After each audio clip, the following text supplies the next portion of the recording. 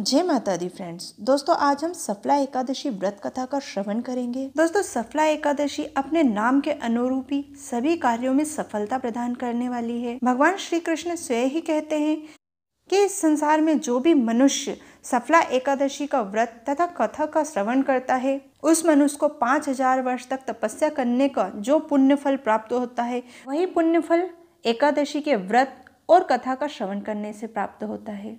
ऐसा माना जाता है कि जो मनुष्य इस दिन भगवान विष्णु का पूजा पाठ और जप तप करता है तथा इसके साथ ही दान और धर्म करता है उस मनुष्य को अपनी इच्छा अनुसार सफलता प्राप्त होती है। यदि कोई मनुष्य दान करने में समर्थ ना हो तो उस मनुष्य को सफला एकादशी का व्रत करना चाहिए और भगवान विष्णु का पूजन कर कथा का श्रवण तथा भगवान विष्णु के नामों का जप करना चाहिए। इससे उसको अपने मन के अनुरूप सफलता प्राप्त होती है। दोस्तों आपको सफला एकादशी व्रत कथा का ध्यान से श्रवण करना चाहिए क्योंकि इसी में भगवान श्री कृष्ण ने अपने ही मुखाग्रविंद से सफला एकादशी का महत्व, विधि तथा नियमों का वर्णन किया है। आइए हम श्रवण करते हैं सफला एकादशी व्रत कथा। द्वापर युग की बात है।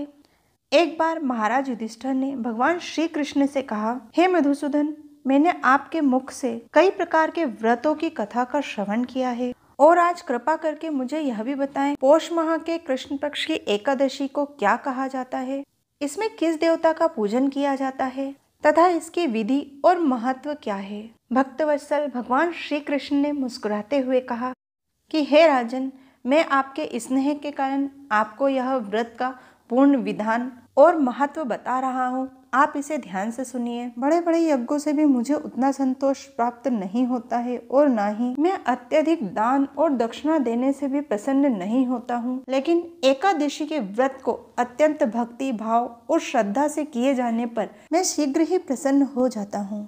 हे राजन, अब आप एकाग्र चित्त होकर ध्यान से इस एकादशी का महत्व सुनिए। पौष माह के कृष्ण पक्ष में आने वाली एकादशी को सफला एकादशी कहा जाता है।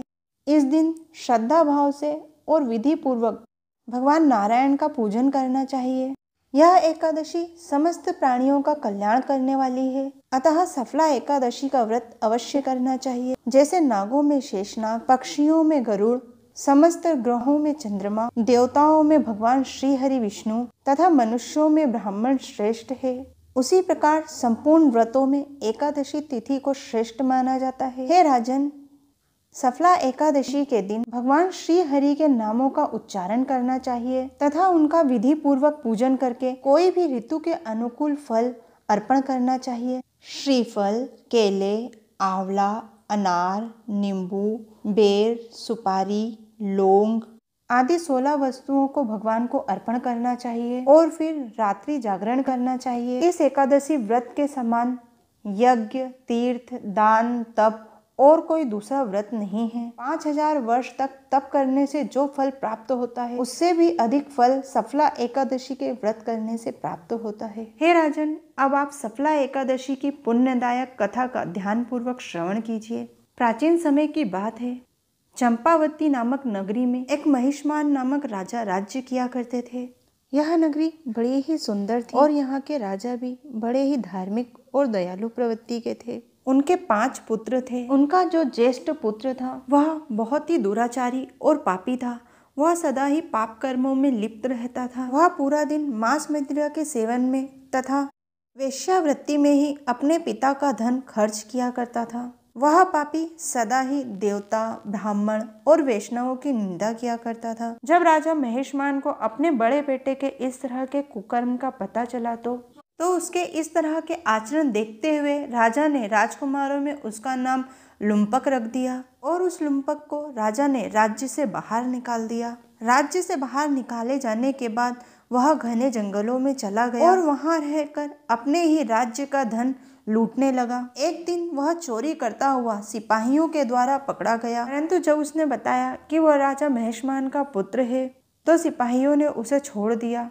फिर वह वापस वन में लौट आया तथा वह वहां रहकर पशु पक्षियों का मांस तथा वृक्षों के फलों को खाकर अपने जीवन का निर्वाह करने लगा तथा वहीं एक बड़े से पीपल के वृक्ष के नीचे वह रहने लगा। यह पीपल का वृक्ष इस जंगल में बहुत पुराना था तथा देवताओं के समान पूजा जाने वाला था और अब यह लुम्पक के रहने का स्थान भी था।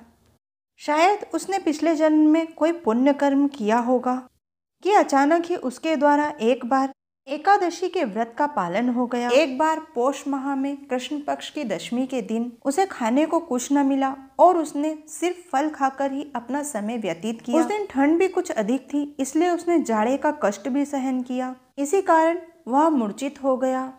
दूसरे दिन सफला एकादशी थी और उसकी मूर्छा सूर्य उदय होने के पश्चात ही टूटी, परंतु वह फिर भी दोपहर तक निर्जीव सा उसी पेड़ के नीचे पड़ा रहा। परंतु जब उसे भूख और प्यास सहन न हुई तो भूख से व्याकुल वह लुम्पक लड़खड़ाता हुआ जंगल में गया और वहां से कुछ फल ले आया। परंतु जब वह फल लेकर आया था तब तक सूर्यास्त हो चुका था। वह थककर उस पीपल के पास जाकर टिककर बैठ गया। जैसे ही वह पीपल से टिककर बैठा, उसका हृदय परिवर्तन हो गया और उसने वह सारे फल पीपल की जड़ में रख दिए और भगवान से आर्द्र स्वर में कहने लगा, हे पिता परमेश्वर, हे भगवान श्री हरि विष्णु, यह क्या मेरे जीवन का हाल हो गया है। कहाँ मैं एक राजा का बेटा, एक राजकुमार, मेरे ही बुरे कर्मों के कारण यह मेरा हाल हुआ है। हे प्रभु, मुझे माफ कीजिए। और हाथ जोड़कर कहने लगा, मेरे द्वारा लाए हुए इन फलों से भगवान श्री हरि विष्णु संतुष्ट और प्रसन्न हो जाएं। ऐसा कहकर वो वहीं बैठा रहा और उसे रात भर नींद भी नहीं आई। इसी तरह अनजाने में उसके द्वारा एकादशी व्रत का पालन हो गया और आकाशवाणी हुई कि हे राजकुमार, तुमने जो सफला एकादशी का व्रत किया है उसके पुण्य के प्रभाव से तुम राज्य और पुत्र को प्राप्त करोगे। उस लुम्पक ने आकाशवाणी स्वरूप भगवान को नमस्कार किया और उस वरदान को स्वीकार कर लिया। इसके बाद उसका रूप दिव्य हो गया और उसकी बुद्धि भगवान विष्णु की भक्ति में लग गई। फिर उसने अकंटक नामक राज्य को प्राप्त किया। फिर उन्हें एक मनोज्ञ नामक पुत्र की भी प्राप्ति हुई। कई वर्षों तक राज्य करने के बाद जब उनका पुत्र बड़ा हो गया तो फिर उन्होंने अपना सारा राज्यपाट अपने पुत्र को दे दिया और भगवान विष्णु की भक्ति में लीन हो गए। फिर मृत्यु के पश्चात उन्होंने भगवान विष्णु के धाम बैकुंठ धाम को प्राप्त किया। फिर भगवान श्री कृष्ण ने कहा, हे राजन, जो मनुष्य इस लोक में सफला एकादशी का व्रत करता है वह इस लोक में सुख, संपत्ति और ऐश्वर्य प्राप्त करने के बाद बैकुंठ को प्राप्त करता है। हे राजन, वह मनुष्य धन है जो सफला एकादशी व्रत का पालन करता है। उनका जीवन सफल हो जाता है और वह इस लोक में उत्तम फलों की प्राप्ति करते हैं।